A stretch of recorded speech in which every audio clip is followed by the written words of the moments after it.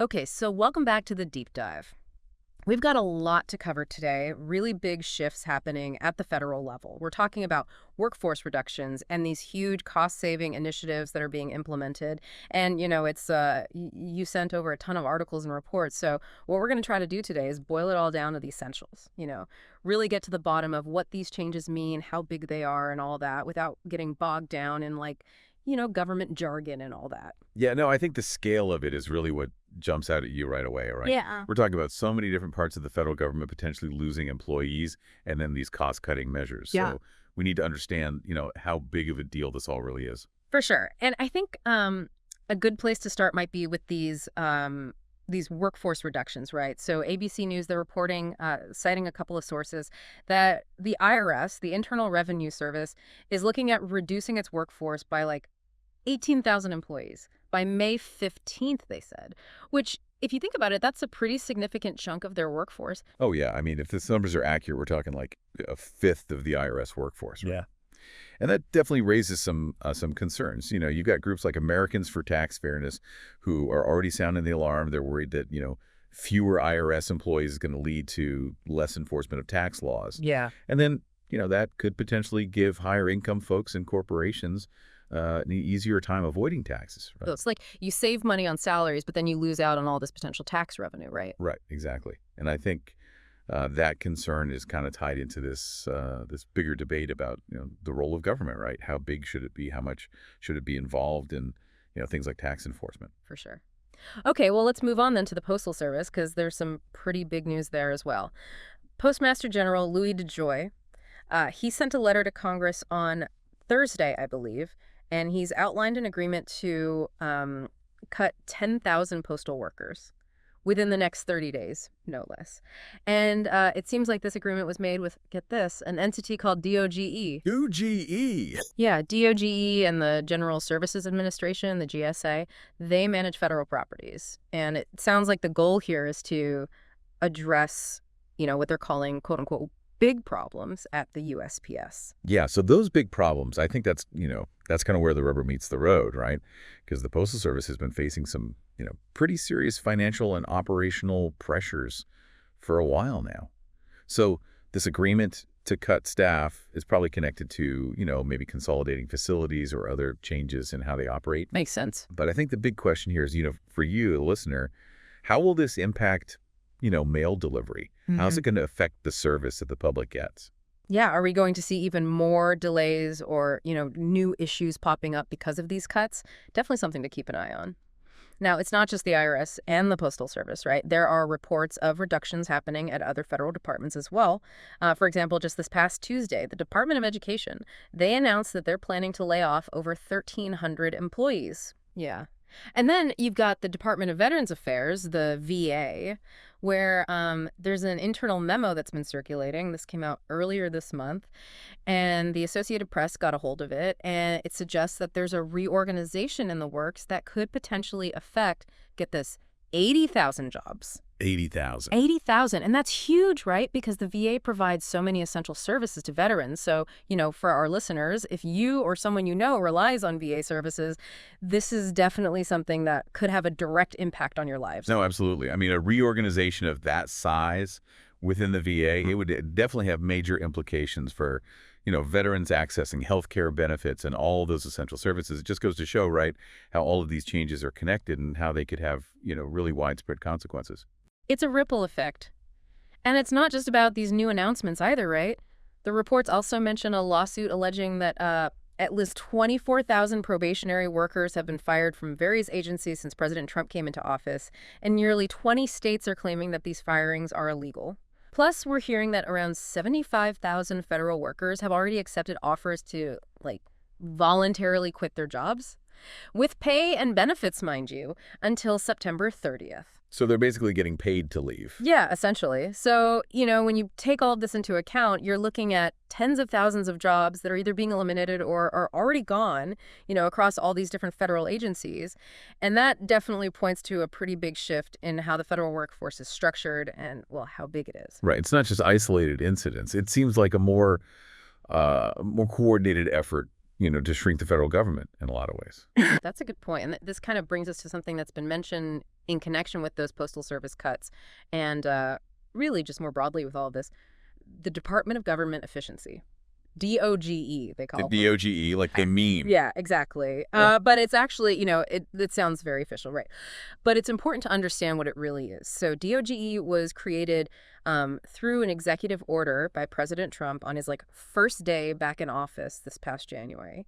And the stated goal is to, and I'm quoting here, modernize federal technology and software to maximize governmental efficiency and productivity. Sounds pretty ambitious. It does. But the key thing here is that DOGE, it's not an agency that was created by Congress. It's a task force, which means it has a specific mission and, it operates differently. So it has the power of an executive order behind it, Yeah. but it's not subject to the same kind of oversight as a regular agency.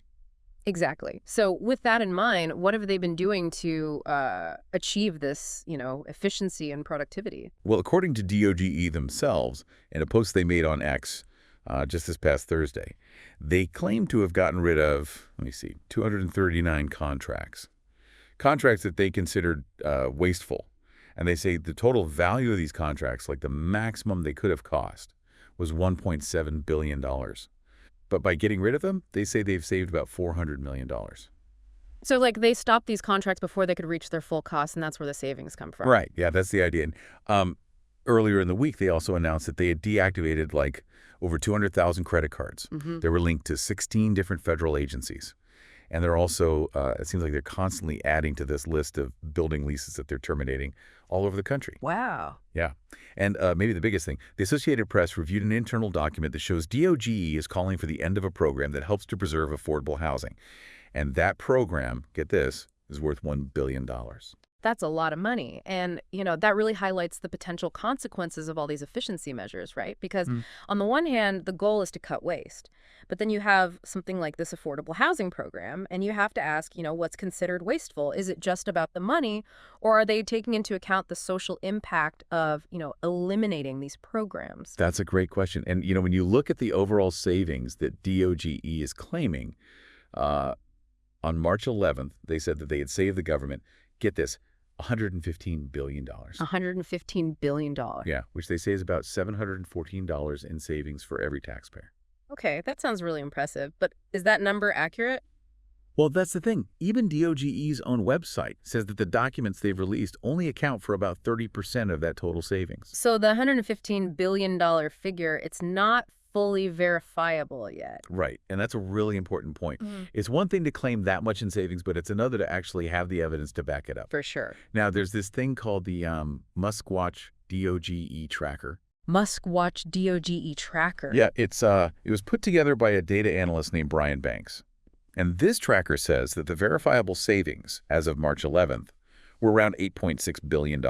Okay, so a much smaller number. Yeah, but still a lot of money. Of course. And the reason this tracker is considered more verifiable is probably because that $8.6 billion represents savings that are tied to specific actions, like contracts that were officially canceled or actual reductions in spending that can be documented. So, there's still a big difference between that $8.6 billion and the $115 billion that DOGE is claiming. Right. And all of this just shows how difficult it is to really assess the impact of DOGE's work in real time, right? Yeah, it's a moving target. We've got these stated goals and these claimed results, but it seems like the process of, independent verification and getting a full accounting, that's still ongoing. Definitely. Okay, so with all of that in mind, how are people reacting to all of these changes? Well, as you might expect, there seems to be a pretty clear split along party lines. There was a poll that found that 82% of Republicans think that what DOGE is doing is good for the country. Wow, 82%. Yeah, but on the other hand, 94% of Democrats think DOGE is actually hurting the country. So it's almost like a completely opposite view, right? Based on whether you're a Republican or a Democrat. Pretty much, yeah. Yeah. And it just shows how differently people are interpreting these changes, depending on their political beliefs. It's fascinating, really. Yeah. And, when you look at specific reactions, the planned IRS job cuts, those have been getting a lot of criticism, especially from groups like Americans for Tax Fairness, who, as we discussed earlier, they're worried that it's going to lead to, billions of dollars in lost tax revenue. Their argument is that if you don't have enough IRS employees, especially those who are focused on auditing wealthier individuals and corporations, you're going to end up losing way more money than you save on salaries. It's like shooting yourself in the foot, right? Yeah, exactly. You need the resources to effectively collect taxes. Now, on the Democratic side, Congressman Mike Levin from California, he's been pretty vocal in his criticism of DOGE, specifically about the closure of federal offices in San Diego.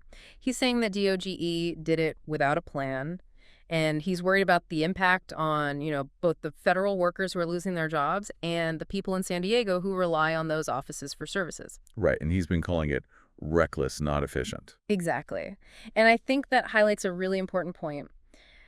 When you're focused on efficiency, you have to strike a balance between, cutting costs and making sure that essential government services are still being delivered effectively. If you're only focused on the numbers, you might miss the human side of things, the real world impact on people. Absolutely. And the reports also mentioned that Musk himself is facing some criticism for not showing up at a House Ways and Means Committee hearing.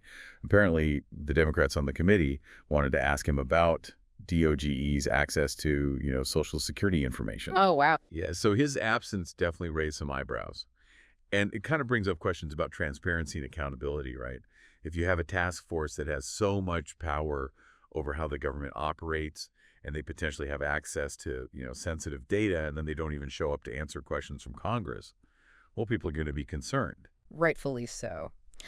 Okay, so as we wrap up this deep dive, what are the key takeaways here for you, the listener? We've gone over a lot of information, but the main points seem to be that there are plans for some pretty big cuts to the federal workforce.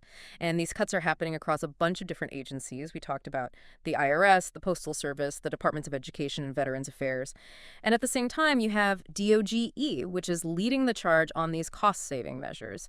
And they're claiming big savings through things like, ending contracts, getting rid of credit cards, and canceling building leases. But the question of how much they've actually saved, well, that's still up for debate. And of course, all of these changes are creating a lot of discussion and a lot of different opinions about what it all means. That's a good summary. And I think it's important to remember that everything we've talked about today, it's all based on the reports and the information that you, the listener, provided. So the situation is still developing, and we'll probably have a clearer picture of the long-term effects as time goes on. Totally. So with that in mind, here's something for you to think about. Given all of these changes, these workforce reductions, the cost-cutting measures, how do you think this is going to impact the efficiency of the federal government in the long run? And how will it affect the quality of the services that they provide to the public? Are we going to see things improve or are things going to get worse? And maybe even more importantly, how do we define efficiency? Is it just about spending less money, or is it also about making sure that the government is functioning effectively and that people can access the services they need? It's a complex issue with a lot of different angles to consider. Thanks for joining us on this deep dive.